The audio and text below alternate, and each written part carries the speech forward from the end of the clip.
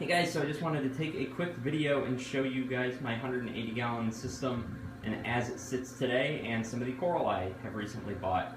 Those of you that don't know, I had to break down my aquarium due to algae problems I couldn't resolve, and I recently reset it up. Since then, my tank is fully cycled. I actually left the lights off the entire cycle and still had a really bad diatom bloom a couple weeks after. So since then, everything's cleared up. I got my calcium, alkalinity, and magnesium levels all where I want them to be, and since then I have added corals, and I've added actually some SPS, some acros, and here is one of my newer additions. This is a teal tip hammer coral. Pretty easy to care for. I've always really liked them. I had a huge one in my last tank. It was a green tip though. If you guys can't tell in the video, the tips are more of a teal than a green. And then here I decided this rock I want to be covered in zoanthids, and I have a fire and ice zoanthid. Not really sure on the name on this one, but like I said, I'm going to get a bunch of different zoophragms and kind of put them on this little rock I have up front. So onto my SPS acro rock. This SPS, or this acro, I actually got from a guy, and it was dying, and it seems to be doing well in my tank. Polyps are out, and the color has come back, but it's a purple tip with a yellowish green base. Here is a green acro, then we got a slimer back there, another green acro with a little thicker polyps. This one's actually been in since for a couple of weeks now. This is a red Planet Acropora. If you can't tell, the polyps are really extending on this guy, and it looks really nice, and it's been doing well ever since. Another acro colony, been in here a couple of weeks. It's got blue tips and a purplish brown base.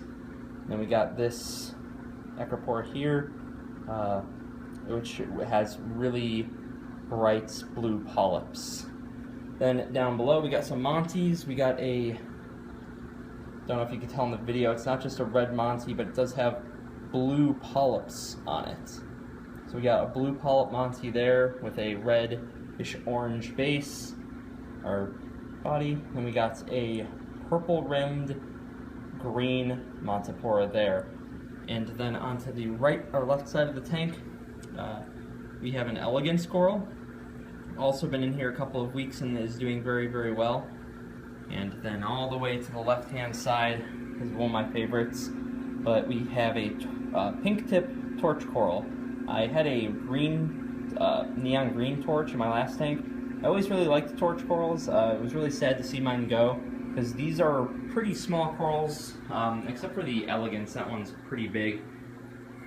So here's a full shot of the aquarium. Not sure if it's focusing. There you go. Haven't added any fish, still just the 2 tangs and the clownfish. I wanted to take it slow, adding to the bio load.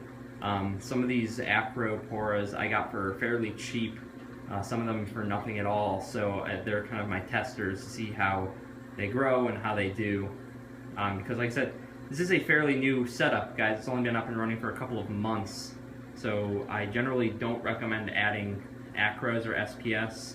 If you know what you're doing, they're a little easier to take care of, but I wouldn't throw them in a brand new system without checking those 3 levels I went over before: alkalinity, calcium, and magnesium. Also, I added this actinic bulb that runs for about 6 hours a day during the brightest period of the day with the radions. Just adds a little more pop to some of these corals, and they seem to like it. Actually, right now I have the lights. This isn't what I run the lights on. The iPhone is pretty bad at recording with these LEDs, so I have it in live demo mode right now. And just see if you can't tell, the blues and greens are dialed all the way down, so I can record this, because if not, I'll put it in my program, or my daily schedule. So I'll just pick a point. If you can tell with my daily schedule, I actually have, go down here, brightness is at 65, the first blues are at 100%, 25%, 30% for whites, 10% for greens, only 20% for reds. And if I take the camera over, you could tell, well, you could see it really made the aquarium super blue. On the video it looks really bad, in person it looks amazing.